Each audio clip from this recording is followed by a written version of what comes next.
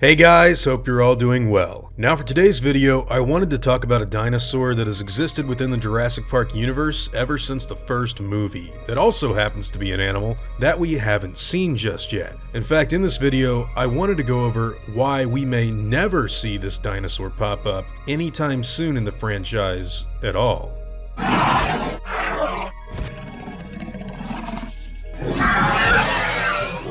Now, in the Jurassic Park movies, we got introduced to the concept that a total of 15 different species of dinosaur embryo were contained on the park's island. Of course, InGen had a plethora of other dinosaurs that they had cloned and gotten ready for use on Site B, but when it came to actual Jurassic Park dinosaurs that were being kept at Jurassic Park in embryo form, this number of creatures was far more limited. Among such animals were of course big names like Velociraptor and Tyrannosaurus Rex, but what a lot of people don't know is that another species that was not only available here in embryo form, but was also in preparation for being used within the park was none other than Segisaurus.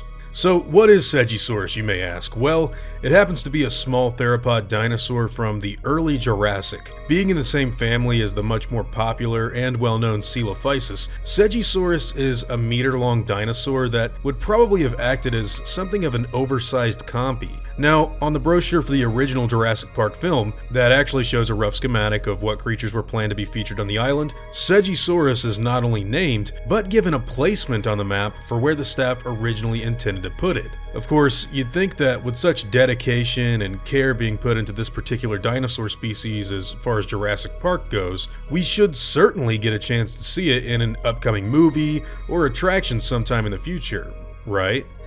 Well, unfortunately, I don't think that's going to happen anytime soon. You see, while it's true that Segisaurus is indeed a canon dinosaur that is confirmed to being featured within the wider universe, it's also a dinosaur that we know very little about in the real world. In fact, if we take a look at virtually all of the information that we have available on the animal at this current date, there is actually so little stuff to go off of that one could make a good argument of just inventing whatever they wanted about it when they try to give us a physical representation in the films. This is due to the fact that Segisaurus is presently only described from the only specimen that has ever been found on the animal. This would be the holotype skeleton that was discovered in 1933 from the Navajo Sandstone Formation. What little evidence we did find on the dinosaur points to the creature being a subadult, which would lead paleontologists to believe that we don't actually know how big the dinosaur could have really gotten if one were ever found at full size. And until more remains get found, well, we're just gonna have to deal with the fact that what little evidence we do have from this single skeleton is incredibly limited no matter how you describe it. A good way to explain this even further would be for me to note that absolutely no cranial material was ever recovered when the discovery of these single remains were first found. Therefore, we don't even really have any idea on what this guy's skull even looked like. Scientists can make educated guesses based off of what they think was most closely related to the animal.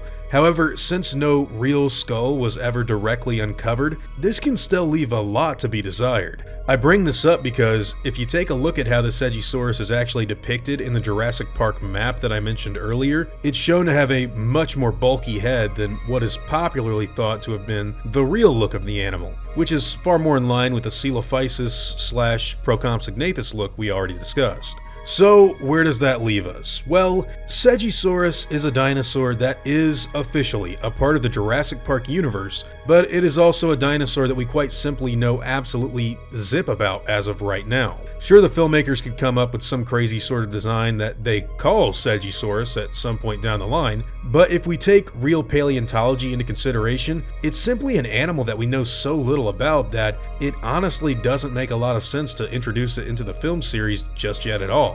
That doesn't mean that they won't or that we may never find more info on what this guy was like later on in the future, but as of right now, Segisaurus isn't really planned for exhibition anytime soon, and I kinda think that's a good idea. Anyways guys, what do all of you think about this animal? Would you like to see it pop up in a future movie, or do you think it's best to just wait for more information on the dinosaur to be made public? Whatever your own thoughts and opinions happen to be, I'd love to hear them in the comments down below. Now before I go, I'd like to thank all of my game wardens. as well as all of my InGen executives. I'd also like to thank all of my park workers and InGen hunters as well. Guys, it seriously means the world to me that you all continue to support what I do, and I never want you to ever forget that. Now, I'd like to thank you all for watching today's video, and hope that you all enjoyed the content. If you feel like I deserve it, I'd appreciate the like and hope that you'll consider subscribing if you're interested in hearing from me again. I'll see you all in the next video, guys, and as always, take it easy.